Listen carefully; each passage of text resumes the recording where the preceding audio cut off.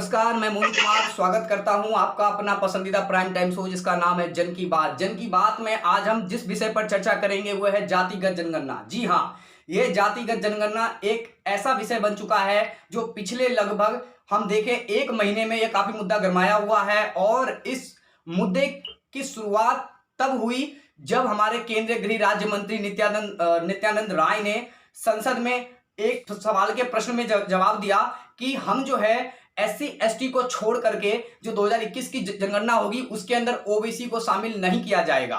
OBC यानी other backward caste, जिसे हम पिछड़ी जाति कहते हैं। तो उनके इसी बयान के बाद जनता दल यूनाइटेड के मुखिया यानी बिहार के मुख्यमंत्री नीतीश कुमार ने साफ कहा है कि जातिगत आधारित जनगणना एक बार होनी चाहिए, जिससे ये पता चल जाए कि किस जाति के कितने लोग देश में हैं।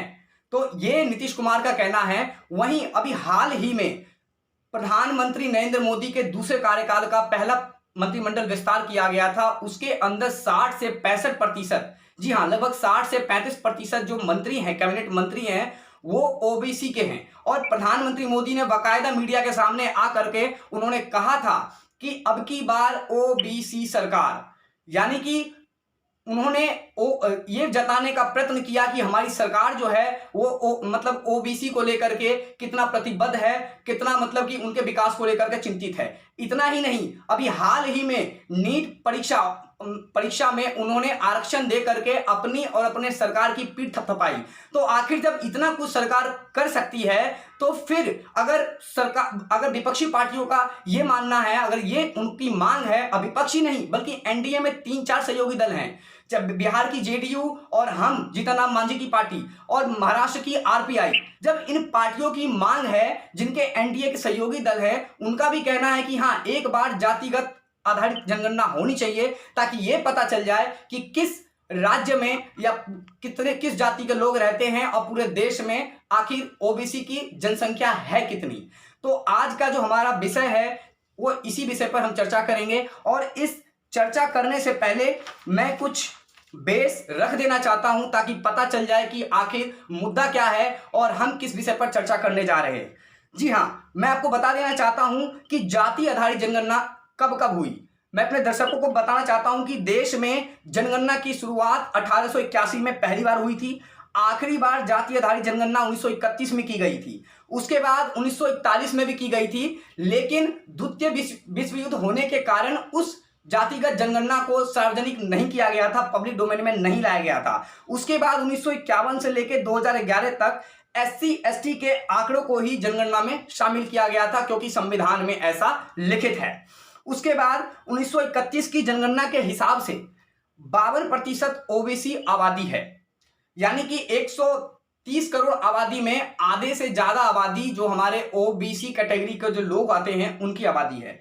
उसके बाद 2011 की जनगणना, जिस समय यूपीए गवर्नमेंट सत्ता में थी, उनके टाइम में ये जाति आधारित जनगणना की गई थी, लेकिन विपक्ष का कड़ा विरोध होने के बाद उन्होंने इस जनगणना को सार्वजनिक नहीं किया था।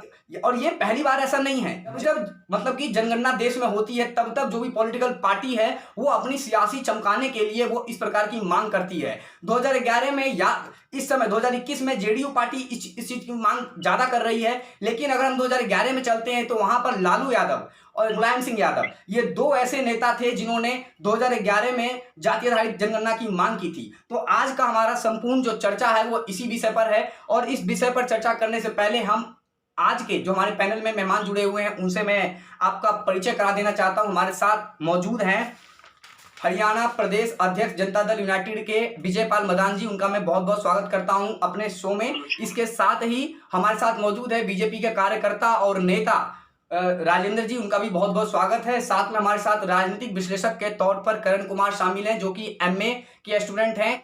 तो आज चर्चा इस विषय पर करें, इससे पहले मैं आप सभी, खासकर आप दोनों को मैं 1-1 मिनट का समय देना चाहूंगा ताकि आप अपनी बात रखें और फिर हम इस चर्चा को पूरी तरीके से खोल देंगे। और फिर हम इस जनता के जो प्रश्न हैं वो मैं आपसे पूछूंगा और आप उसका सही जो भी आपको लगता है, जो आपका पार्टी का स्टैंड है, आप अपने पार्टी के स्टैंड से अपना जवाब दीजिएगा।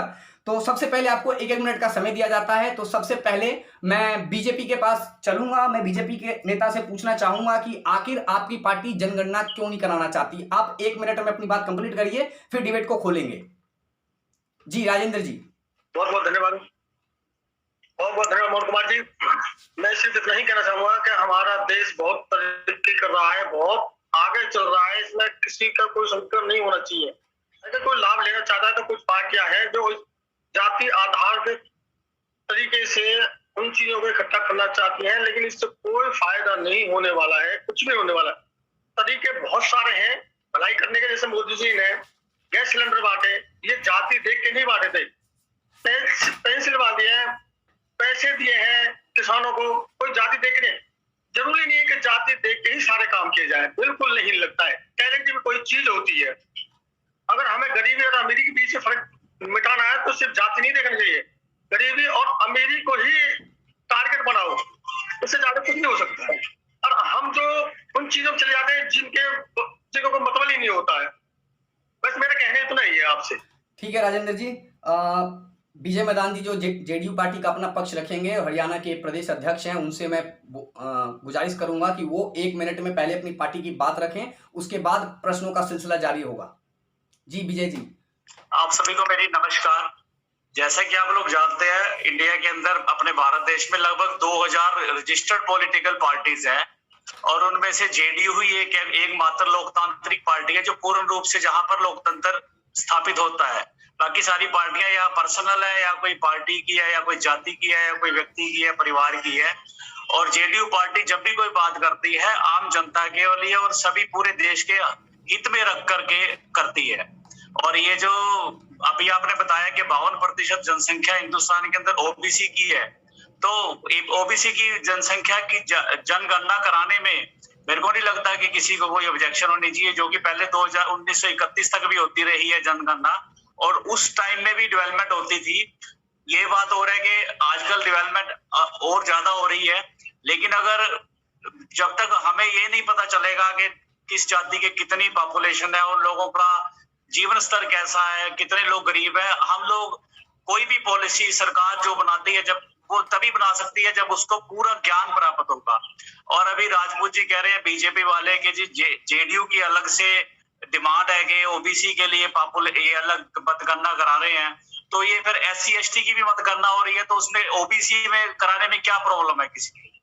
और जब हम पूरा हमारे सामने पूरा जब तक पिक्चर क्लियर नहीं होगी, हम पूरे देश के लिए जनता के हित के लिए पॉलिसी बना करके उसको लागू नहीं कर पाएंगे। इसलिए हमारी पार्टी जेडीयू नीतीश कुमार जी की डिमांड है, पूरे जोर शोर के साथ डिमांड है कि जन मतगणना होनी चाहिए। जनगणना तो अभी भी जातीय आधार पर होती है, लेकिन वो लोग उसको सभी जातियों की मतगणना को डिक्लेयर नहीं करते हैं, सिर्फ SC/ST को अलग से।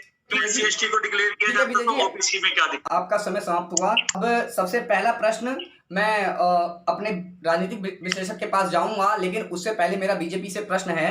मुझे बीजेपी ये बताए कि 2011 में जब यूपीए की गवर्नमेंट थी, जब यूपीए यानी कांग्रेस की गवर्नमेंट थी, तो उस समय आपके जो पार्टी के नेता हैं, मैं नाम भी बता देना चाहता हूं, बीजेपी के उस समय सांसद थे गोपीनाथ मुंडे।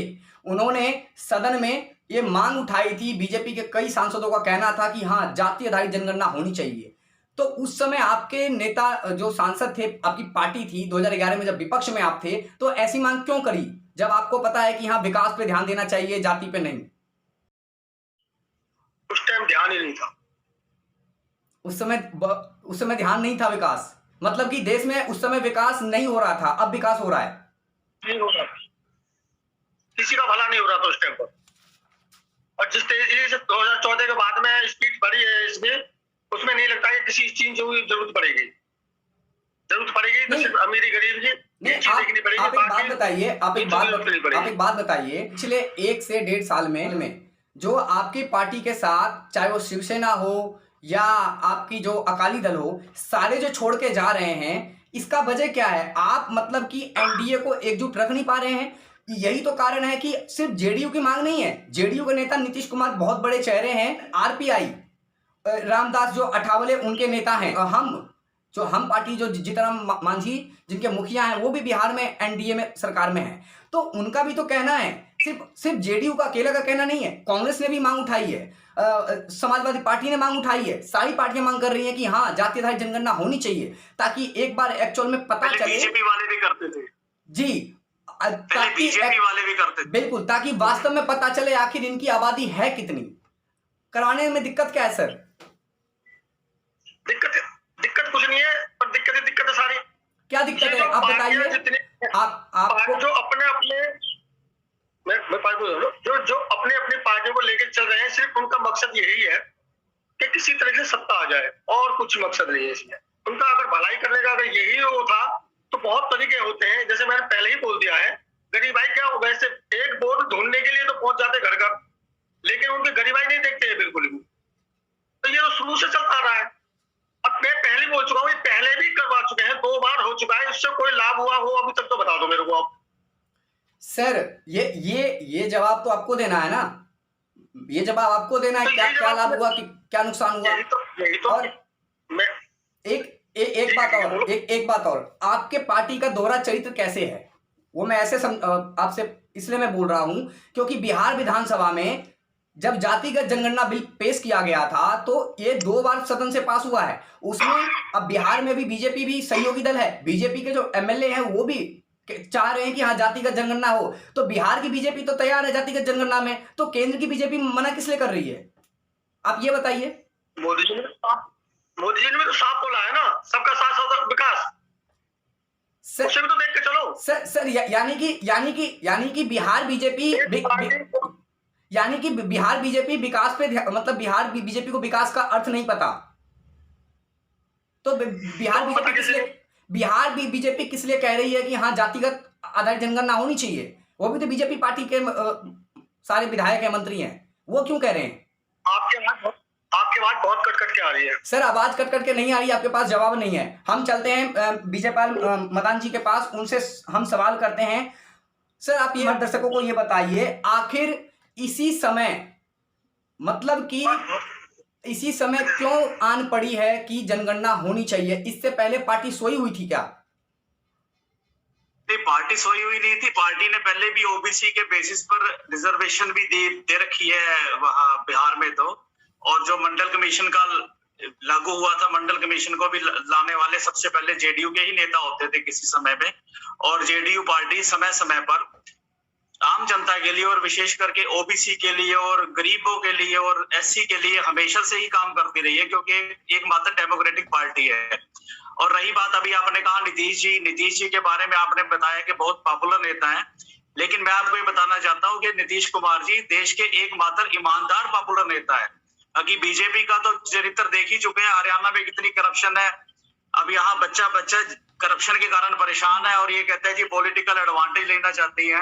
मैं राजेंद्र जी को एक बार बताना चाहता हूँ कि आने वाले समय में जो इलेक्शन होगा, अगर वो करप्शन के मुद्दे पे होता है ना, और होगा ही करप्शन के मुद्दे पे, 2014 में जो 2024 में अब विधानसभा हरियाणा का इलेक्शन होना, उसमें बीजेपी को बिल्कुल भी मेजोरिटी नहीं मिलने वाली है। तो सर, क्योंकि आज के दिन सर हम जो देश के जो वोटर है, जो लोग हैं, वो भी कंफ्यूज हैं आपकी पार्टी के नियत की वजह से। बिहार में तो आप साथ में हैं, लेकिन हरियाणा में आप कह रहे हैं क्या कि हम मतलब खिलाफ आपके 1-2 जो उम्मीदवार आपकी पार्टी ने उतारा था हरियाणा में, लेकिन वो हार गए थे, जमानत जब्त हो गई थी। तो मतलब कि ऐसा क्या है कि मतलब आप हरियाणा में विपक्ष में लड़ेंगे? अभी ये नीतीश कुमार ने बयान दिया कि हमने ये यूपी में 403 जो टोटल विधानसभा सीट हैं उसमें से हमने 200 सीट का चयन कर लिया है जहां पर हम अपने उम्मीदवार उतारेंगे। यानी कि कहीं न कहीं जेडीयू बीजेपी पे दबाव डालेगी कि आप हमें कुछ गठबंधन करके सीटें दीजिए, नहीं तो हम आपके खिलाफ लड़ेंगे।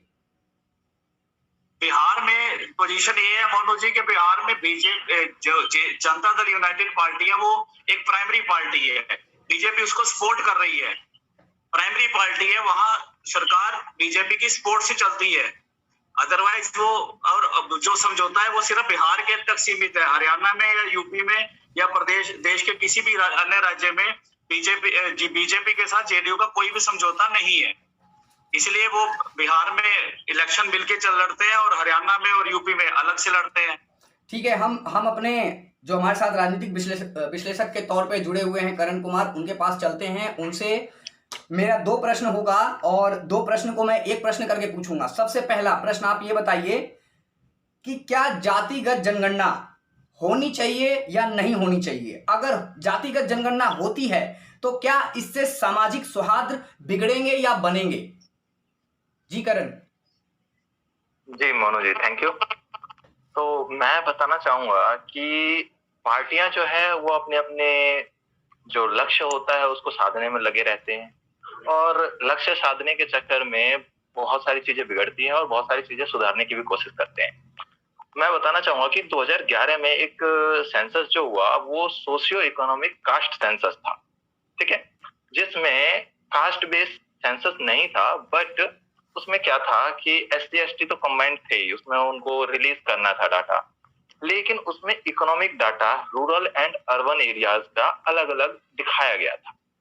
तो अगर डेवलपमेंट की बात की जाए तो डेवलपमेंट उस आधार पे भी किया जा सकता है। मैं बताना चाह रहा हूँ कि अगर जातिगत जनगणना की बात कर रहे हैं तो उसको ना करने के पीछे ये रीजन हो सकता है कि हम उस आधार पर करके भी पॉपुलेशन को बेनिफिट पहुंचा सकते हैं। और जातिगत जनगणना अगर करने की बात करते हैं तो उसके भी कुछ लाभ हैं। जातिगत जनगणना के कुछ बेनिफिट्स हैं।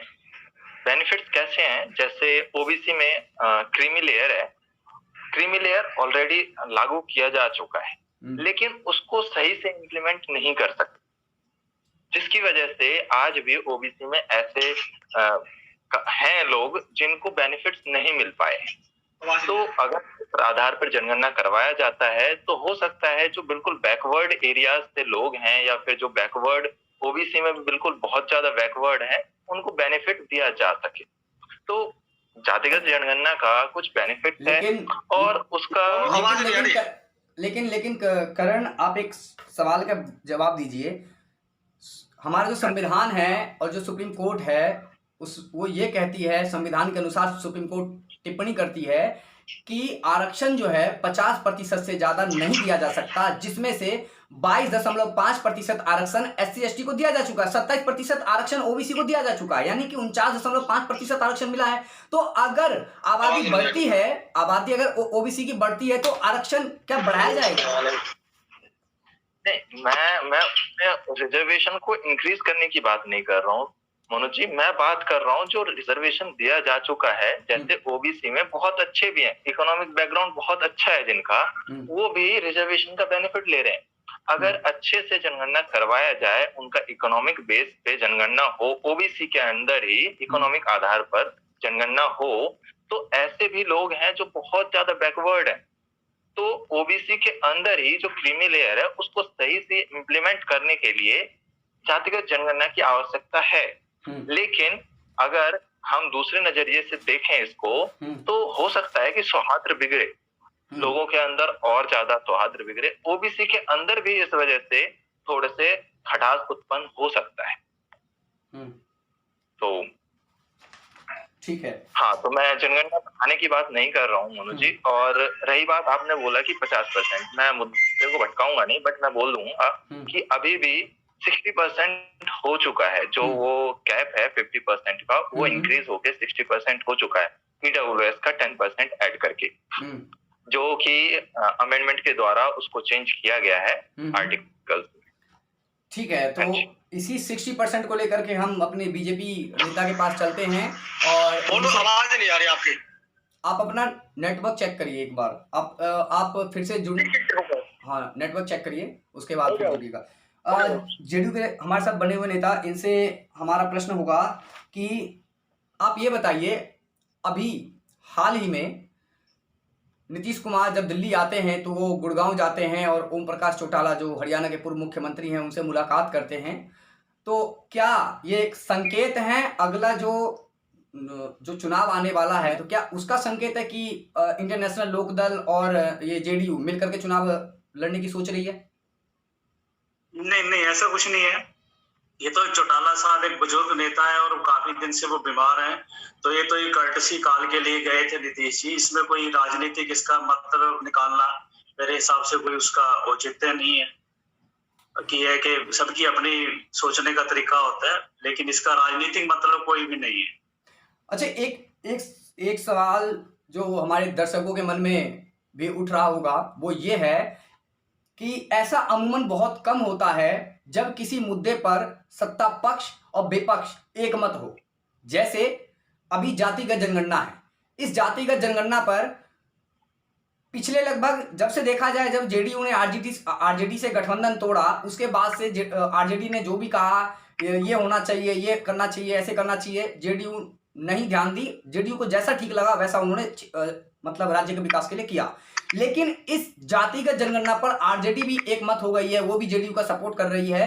तो क्या संकेत है ये कि आगे जेडीयू आरजेडी फिर से मतलब बिहार में सरकार में आ रहे हैं क्या? आप बीजेपी को भगा देंगे? अगर दो अलग अलग विचारधारा के लोग अगर एक बात पे सहमत है और वो बात अगर सही है, तो इसका कोई ये मतलब नहीं है कि उनमें दोस्ती हो गई है, कोई रिश्ता हो गया। ये तो सहमत है, अब दिन निकला हुआ है, तो इस पे ये तो कांग्रेस के लिए भी दिन है और बीजेपी के लिए भी दिन है। लेकिन सर ये नहीं है कि कल को मोदी जी कहेंगे जब दिन निकला हुआ है, राहुल जी कहेंगे नहीं रात है।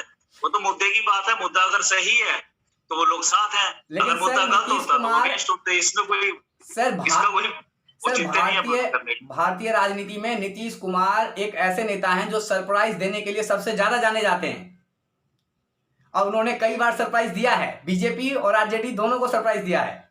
तो मैंने इसीलिए इसी से संबंधित मेरा प्रश्न था। खैर राजेंद्र जी, आपको मेरी आवाज आ रही है? हाँ, तो आप ये बताइए कि कैसे मतलब कि आपके जो सहयोगी दल हैं कैसे उनको एक मत करेंगे, क्योंकि हम जेडीयू, आरपीआई, अकाली दल पहले ही आपसे अलग हो गया कि कृषि कानून को लेकर के। तो क्या चल रहा है पार्टी में? पार्टी क्या मतलब कि अपने जो संगठन है, संगठन के नेताओं को, उनके जो पार्टी है उनको एक मत रखने में नाकामयाब रही है क्या? मेरे से पूछा आपने? जी, आपसे पूछा है मैंने। प्लीज एक बार और बोलना जरा। मेरा प्रश्न ये है राजेंद्र जी कि जैसे एनडीए के साथ जो उसके सहयोगी दल, घटक दल अलग होते जा रहे हैं, हम देखते आ रहे हैं, चाहे वो शिवसेना हो पहले या अकाली दल हो, और अभी जैसे 3 जो दल हैं, जेडीयू और बिहार की पार्टी है जीतन राम मांझी की, हम, और या फिर आरपीआई रामदास अठावले की पार्टी। तो ये जो जिस प्रकार से जातिगत जनगणना पे आपकी सहयोगी पार्टी आपके खिलाफ हो गई है, तो इसका क्या संकेत है? क्या ये बीजेपी के लिए चेतावनी है? इसका साफ संकेत है, सबको अपनी अपनी कुर्सियों की चिंता हो रही है, वैसे और कोई संकेत नहीं है। ये सब अपनी कुर्सी बचाएंगे और कुछ नहीं करेंगे, किसी तरीके से ये गद्दी पे बैठे रहे और कुछ कोई मकसद नहीं है इनका। विकास का तो दूर दूर नाम ही नहीं है इनके पास है, बिल्कुल भी। किसी का भला हो ये देख ही नहीं सकते किसी भी हालत में। सर यानी कि आप अपने सिंपल सी बात है मोनू जी, सीधी सिंपल सी बात है। हमने आपको पहले ही बोल दिया है, मुझे साफ बोल दिया कि सबका साथ, सबका विकास, सबका विश्वास। ये मत कितने लोग। जी विजय जी बोलिए। मोनू जी, बीजेपी वालों ने इन्होंने साथ नहीं छोड़ा है, क्योंकि किसी की जरूरत नहीं रही है। क्योंकि पहले बीजेपी के 2 या 3 एमपी होते थे तो इनको बहुत लोगों की जरूरत होती थी, लेकिन अब इनको जरूरत नहीं है क्योंकि ये लोग पावर में है। तो ठीक है, समय समय की बात है, तो छोड़ गए। अब हम कहते हैं कि जी इन्होंने जरूरत नहीं लोगों की तो ये छोड़ गए। कोई हमारी तरफ से कोई वो नहीं जो आपको किसी को छोड़ा जाए। रिश्ता बना के रखने का जो जिम्मेवारी होती है वो हेड ऑफ द फैमिली की होती है।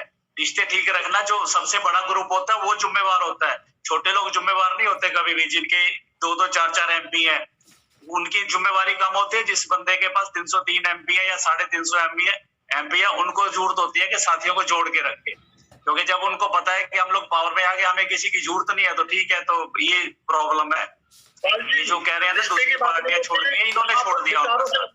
विचारों की लड़ाई हो रही है, विचारों की लड़ाई नहीं है। अकाली दल के साथ बीजेपी कितने सालों से 1976 से पंजाब में अकाली दल के साथ ही उसको छोड़ दिया। राजेंद्र जी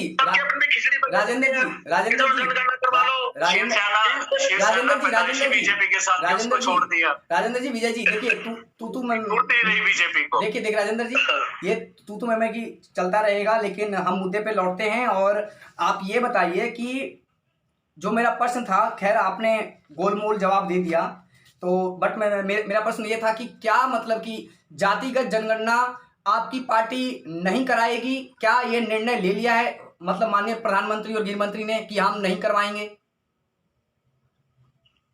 इसकी जहां तक मेरे को नॉलेज है, इसकी कोई जरूरत नहीं है। मतलब आपकी पार्टी का स्टैंड बिल्कुल क्लियर है कि वो जातिगत जनगणना नहीं करवाएगी। कोई जरूरत नहीं है। आपने अभी थोड़ी देर पहले अपने वक्तव्य में कहा कि ये लोग विकास नहीं करते, मतलब विकास से कोई लेना देना नहीं है, यानी कि आप एक तरीके से जेडीयू के नेता जो नीतीश कुमार उस पर हमला कर रहे हैं कि मतलब उन्होंने विकास नहीं किया है, विकास से कोई मतलब नहीं है। आप यही कहना चाहते हैं? बिहार के अंदर नीतीश कुमार को विकास पुरुष कहा जाता है जी, इसमें कोई गलत राय नहीं है। नहीं तो फिर लेकिन जैसे इनके विचार बदल जाए, जैसे अभी पाल जी ने बोला है कि बीजेपी का चरित्र देख लो। अब बीजेपी के क्या चरित्र हो गया? ये मेरे सामने ही 2-3 बार को पार्टी चेंज कर चुके हैं। सिर्फ कहते हैं कि परिस्थितियों का नाम राजनीति है, शायद उनको ऐसा अच्छा लग रहा होगा तो इसलिए ऐसे कर रहे हैं, लेकिन हमारी तरफ से ऐसा कुछ भी नहीं है। सर कहीं आपकी पार्टी को ये तो डर नहीं है अगर हम जातिगत जनगणना करवाएंगे और यदि 52% से, जैसे कि हमारे जो राजनीतिक विशेषज्ञ के तौर पर करण कुमार भी बैठे हुए हैं, जो उनका प्रश्न है उन्हीं का प्रश्न को मैं रिपीट करता हूं क्योंकि वही प्रश्न मेरा भी है।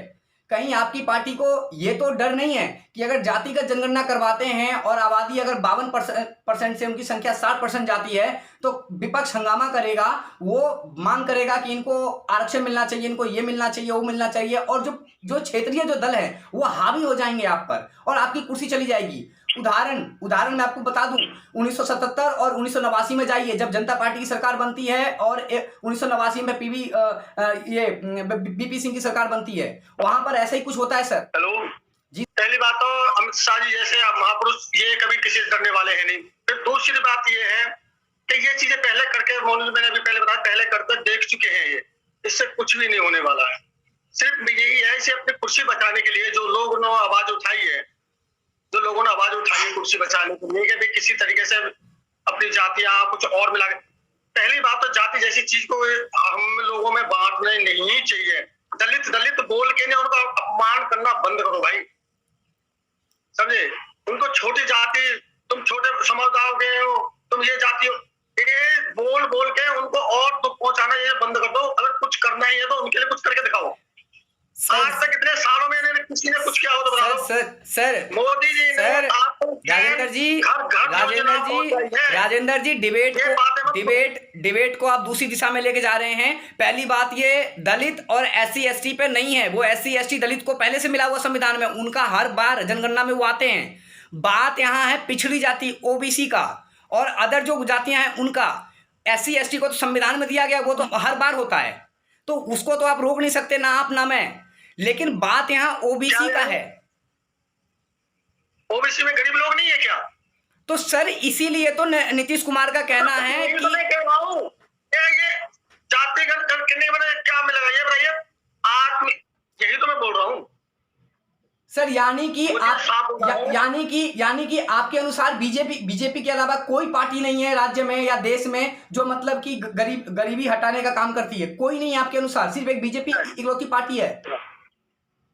बिल्कुल। तो सर कहीं ऐसा ना हो जाए कि आपकी पार्टी एक तरीके से चीन से प्रेरित होकर के और मतलब एक तरीके से एक दलीय शासन प्रणाली बन जाए और संविधान को बदल दे। खैर विजय जी, आप बताइए कि हमारे बीजेपी के नेता तो ये कह रहे हैं, जो बीजेपी के नेता बैठे हुए हैं वो पैनल में ये कह रहे हैं कि कुछ भी हो जाए, हमारे जो मुखिया ने कह दिया है कि नहीं, हमारे को जिद छोड़ देनी चाहिए सर, हार मान लेनी चाहिए। मेरे को जहां तक सूचना है, अभी 2-3 दिन पहले सेंट्रल गवर्नमेंट ने ये डिक्लेयर कर दिया है कि अगर राज्य सरकार चाहे तो OBC का डाटा पब्लिश कर सकती है, क्योंकि काउंटिंग तो अभी भी होती है सेंसस में, लेकिन वो SC/ST के अलावा अदर कम्युनिटीज का डाटा गवर्नमेंट जो राज्य सरकारें हैं अगर वो चाहे तो भविष्य में वो उसको पब्लिश कर सकती हैं। लेकिन सर आप अभी नेता भी जो बीजेपी के पैनल जो बैठे हुए पड़े हैं प्रवक्ता नेता, वो भी तो यही कह रहे हैं कि हमारे जो प्रधानमंत्री मोदी, जो हमारे नेता हैं, जो गृह मंत्री अमित शाह, जिनको ये महापुरुष बता रहे हैं, और इनका तो कहना है कि हमारी पार्टी के नेता ने कह दिया है कि जातिगत जनगणना नहीं होगा, तो मेरा ये प्रश्न है, तो नीतीश कुमार को जीत छोड़ देनी चाहिए और उनको हार मान लेना चाहिए, क्योंकि जातिगत जनगणना तो अभी भी हो रही है, अभी कोई बंद नहीं है, लेकिन उसको बात मैटर क्या है कि उसको पब्लिश करने की बात है।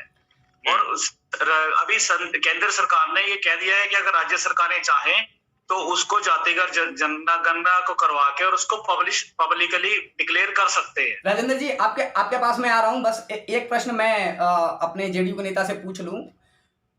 तमिलनाडु में अभी वहां की जो राज्य सरकार है उन्होंने अपने खर्चे पर जातिगत जनगणना करवाया। अगर केंद्र सरकार बिहार में जातिगत जनगणना नहीं करवाती है तो क्या जनता दल यूनाइटेड अपने खर्चे पर जो राज्य का बजट है क्या उसमें से जातिगत जनगणना करवाएगी? ये राज्य सरकार का मामला है। मेरे को इसके बारे में ना कोई नॉलेज है, ना मेरे को इसको कमेंट करने की कोई मेरे को अथॉरिटी है। करण, आप क्या कहना चाहेंगे? मनोज जी, मैं इतना कहना चाहता हूँ कि जैसा सर ने बताया, विजय सर ने, कि जातिगत जनगणना होता है तो स्टेट गवर्नमेंट जो है वो इंफॉर्मेशन चाहती है बेसिकली, और उसको अच्छे से जनगणना करवाना चाहती है। उसमें कुछ चीजें ऐड करना चाहती है, जो सेंसस अभी होगा उसमें कुछ चीजें ऐड करके इंफॉर्मेशन ज्यादा लेना चाहती है, जिससे उनको बेनिफिट्स दिया जा सके। जी राजेंद्र जी, आप कुछ बोल रहे थे, आप अपनी बात को पूरा करिए। मैं भी ये बात बोल रहा था, जो विजय पाल जी ने बोला है कि जनगणना तो राज्य करवाना चाहती है तो करवा सकती है, तो करवाएं, इसमें बीजेपी वालों को क्या हाथ है? तो मैंने थोड़ी नहीं चीज के लिए तो जैसे भाई करण ने अभी जो बताया है कि जो सुविधाएं हैं वहां तक पहुंचाने के लिए अच्छा टारगेट मिलेगा, तो कुछ चीजें सर ये और भी तरीके। सर, जनगणना कराने की जिम्मेदारी सेंट्रल केंद्र सरकार की होती है। स्टेट सरकार मजबूरी, जैसे कि तमिलनाडु का उदाहरण, वहां पर मजबूरी में हुआ सर, कोई ये स्टेट गवर्नमेंट का काम नहीं है, क्योंकि सर इसमें बहुत बड़ी रकम खर्च होती है, वो काम केंद्र सरकार का है। अभी तो विजय पाल जी ने बोला है कि कोई भी राज्य अपने कर सकता है, नहीं जनगणना कर सकता है। केंद्र सरकार ने ये कह दिया है कि अगर राज्य सरकार चाहे तो वो उसको डाटा को पब्लिश कर सकते हैं। जनगणना तो अभी भी जातीय आधार पे होती है, लेकिन उसको डाटा को होती है नहीं बताया जाता, सिर्फ SC/ST की बताई जाती है। तो ये कर दिया है। और ये जो राजपूत जी कह रहे थे ना कि मोदी जी और अमित शाह जी ने कह दिया कि किसी भी हालत में हम नहीं करने, मैंने इस बात का जवाब दिया था कि अभी उन्होंने लिबरल हो गए हैं कि वो लोग, मतलब मेरा कहने का मतलब है कि अब केंद्र सरकार ने जेडीयू की डिमांड नीतीश कुमार जी की मान ली है कि हम लोग चाहे राजेंद्र जी डिक्लेयर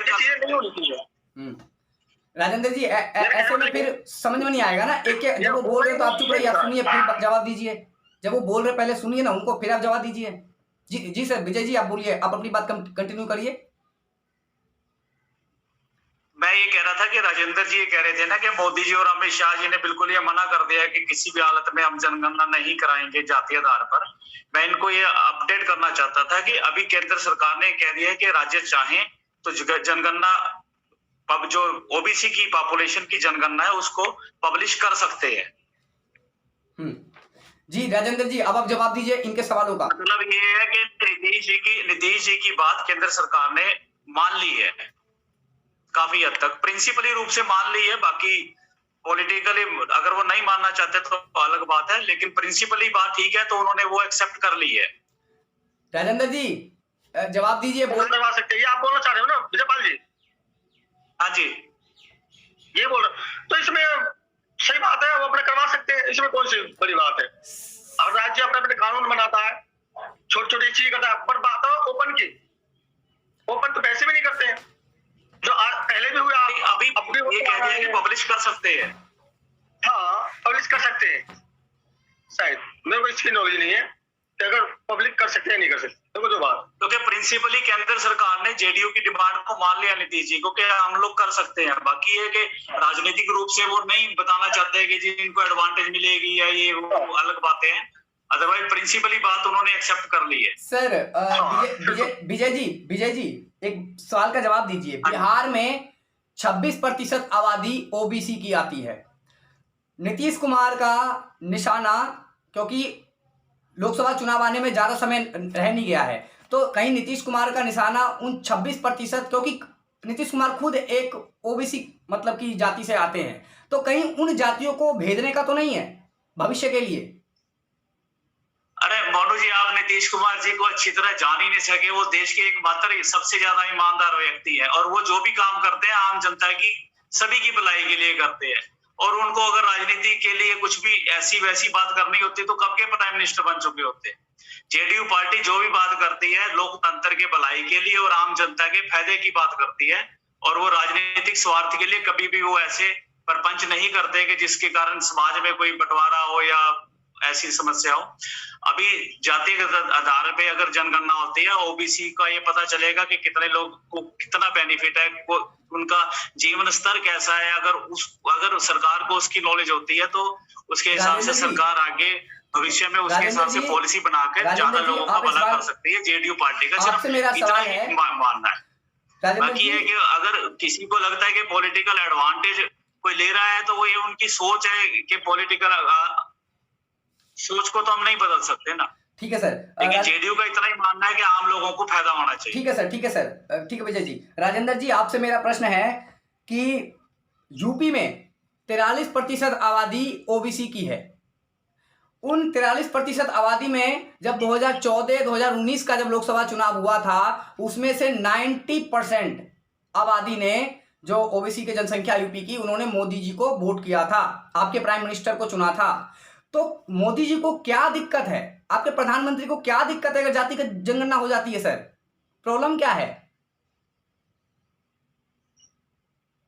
जातिगत जनगणना इसकी जरूरत है क्या, मेरी समझ में ये भी अभी तक नहीं आई है। इसकी जरूरत क्या है, इससे क्या साबित करना चाहते हो आप, क्या साबित करना चाहते हो? सर ये तो सर पैनल में आप लोग आप बैठे हैं, आप बताएंगे ना सर। इसमें समस्या क्या है? इसमें समस्या क्या है? इसमें समस्या नहीं है हमारे लिए, तो इसमें हमारे कुछ समस्या है। तो क्या प्रॉब्लम आप कह रहे हो कि जरूरत क्या, मैं कहता हूं समस्या क्या है? समस्या सिर्फ इतनी है सर कि आप किसी चीज को ओपन करना चाहोगे तो छोटे बड़े का भी तो फर्क होता है ना।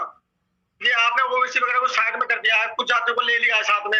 ये जितने भी ये हमारे क्या नाम है, अखिलेश यादव वगैरह है, मायावती है और पार्टी है, ये जातिवाद पे ही हमेशा इलेक्शन लड़ती है। कभी भी आप उठा के देखो सर, इससे ज्यादा और कुछ नहीं कर सकते। सर एक मिनट सर, आपके सवाल का जवाब मैं दे देता हूं।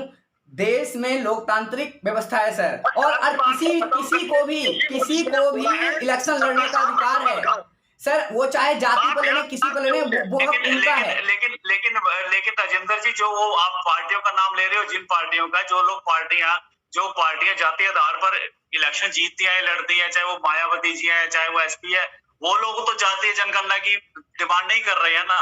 जेडीयू पार्टी तो कभी भी मूल्यों पर आधारित राजनीति करती है, और वो लोग तो डिमांड नहीं कर रहे हैं, तो आप उनके साथ हमें क्यों खड़ा कर रहे हैं? अभी तो बोला है आपने कि भाई राज्य अपने दिन से करवा सकता है, तो जी करण राजेंद्र जी एक मिनट जी, करण कुछ कहना चाहते हैं जी? करण बोलिए। मोनू जी, मैं इतना कहना चाहता हूँ कि नीतीश जी जो है उनकी छवि बहुत अच्छी है, मैं मानता हूँ ये बात।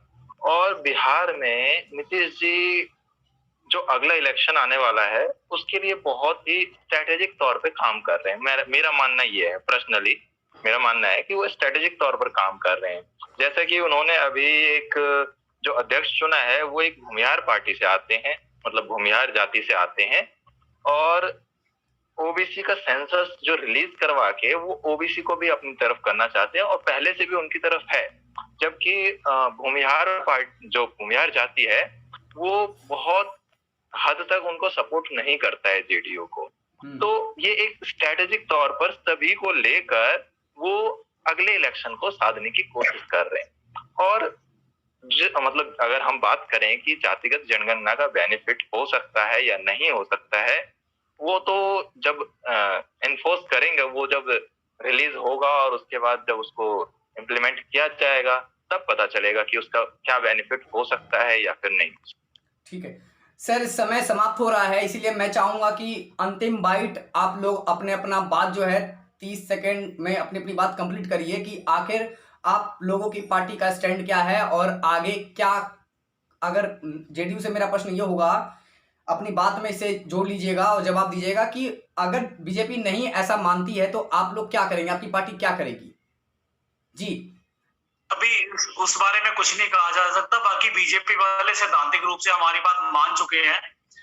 अब वो पब्लिकली ना कहें तो अलग बात है, और इसमें कोई रिलेशन पे कोई फर्क पड़ने वाला नहीं होता इन बातों से।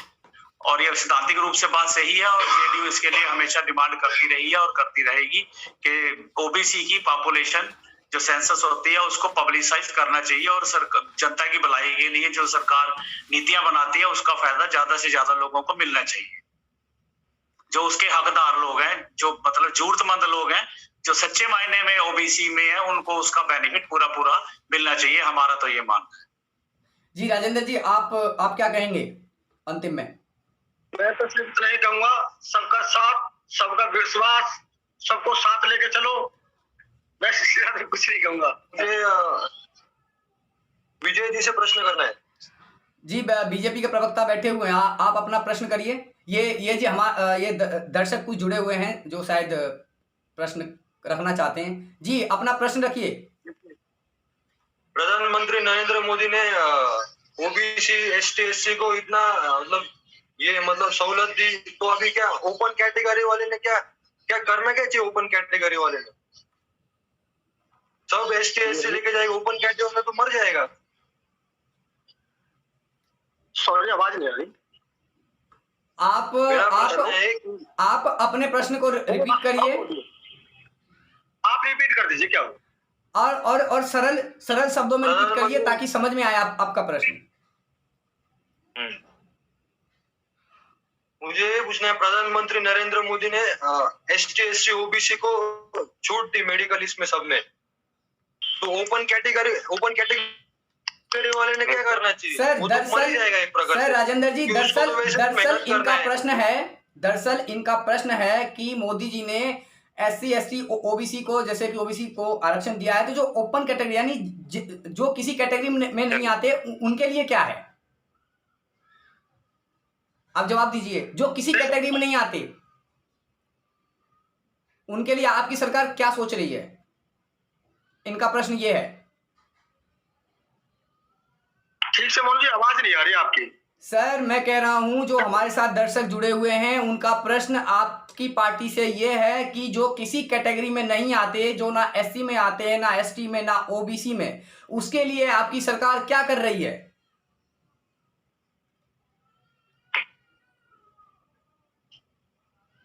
हमारी सरकार क्या कर रही है? जी सर। उनके लिए तो बहुत कुछ कर रही है। क्या कर रही है सर? तो बताइए ना सर। बहुत कुछ में दो तीन चीज बता दीजिए। मकान बना के दे दिए। एक आध बंदा तो दिखाइए जो कि इस कैटेगरी से बाहर है सर। यानी कि तो बताओ आप। यानी कि आपकी सरकार, आप बहुत बड़ी बात बोल रहे हैं, आपकी सरकार जो अपर कास्ट के जो लोग हैं उनको भी घर बना के दे रही है, आपका ये कहना है? सबको दे रही है सर। कोई सर उदाहरण है आपके पास? कोई उदाहरण या डेटा वगैरह हो जिससे आप अपनी बात को साबित कर सकें? फिलहाल तो मेरे पे कुछ भी नहीं है, कहोगे तो भेज दूंगा। राजेंद्र, करण जी, आप बताइए, आपका क्या कहना है इस पर? जी, मेरा कहना है कि ये जो जातिगत जनगणना करवाने की बात कर रहे हैं, मैं उसी से रिलेटेड बोलना चाहता हूं, और साथ ही साथ उनका भी जवाब देना चाहता हूं, अगर बीजेपी वाले नहीं दे पाए हैं तो उससे रिलेटेड ही। तो जातिगत जनगणना जो है, ये जातिगत रिजर्वेशन को एक स्टेप और आगे ले जाने की बात कर रही है। हम इकोनॉमिक बेस पे जो जनगणना करवाया जाए, अगर जैसे सोशियो इकोनॉमिक कास्ट सेंसस हुआ था 2011 में, उस बेस पर ना जाते हुए जातिगत जनगणना करवा के हम जातिगत रिजर्वेशन, जो कि सिर्फ 10 इयर्स के लिए इनिशियल दिया गया था, उसको हम और आगे ले जाने की बात कर रहे हैं। मतलब हम इस जातिगत जनगणना से, जातिगत रिजर्वेशन से, कास्ट बेस्ड रिजर्वेशन से बाहर निकलने की कोशिश ही नहीं कर रहे हैं। ये एक और स्टेप है जो कि रिजर्वेशन, मतलब कास्ट बेस पे अगर आप किसी बैकवर्ड क्लास में जन्म लिए हैं, चाहे वो आप बहुत ज्यादा अमीर क्यों ना हो, चाहे आप इकोनॉमिकली बहुत अच्छे क्यों ना हो, तब भी आपको रिजर्वेशन मिलेगा। ये बेसिस तो गलत है, और इन्होंने जो पूछा, दर्शक हैं आई थिंक जो आपने बताया, उन्होंने जो सवाल पूछा है बिल्कुल सही बात है। देखिए, जो कोई भी पॉलिसी आती है वो सभी के लिए आती है, बस उसमें होता क्या है कि जो बैकवर्ड हैं या एससी हैं या एसटी हैं उनको थोड़ा ज्यादा एडवांटेज दिया जाता है। तो ऐसा नहीं है कि सिर्फ उनके लिए ही कोई भी पॉलिसी लाई जाती है कि सिर्फ एससी के लिए है या सिर्फ एसटी के लिए। पॉलिसी सभी के लिए आती है, बस इतना होता है कि उनके लिए थोड़ा ज्यादा बेनिफिट होता है। ठीक है दर्शकों, तो कुल मिलाकर आज की डिबेट का जो अहम बिंदु निकल करके आया है वो ये है कि वास्तव में सभी जो पार्टियां हैं, खासकर जो क्षेत्रीय दल हैं, उनकी दिलचस्पी दरअसल ओबीसी की सटीक जो जानकारी है वो जानने में है, ताकि वो अपना सियासी फायदा नुकसान देख सके। इसीलिए वो हर पॉलिटिकल पार्टी चाहती है कि एक बार जातिगत जनगणना हो, ताकि उस जाति के आधार पर हम अपने मुद्दे ढूंढ सकें और मतदाताओं को लुभा सकें। तो पूरा जो एक तरीके से आज की डिबेट का जो चर्चा का विषय रहा वो यही रहा। आप सभी मेहमानों का बहुत बहुत धन्यवाद कि आप हमारे साथ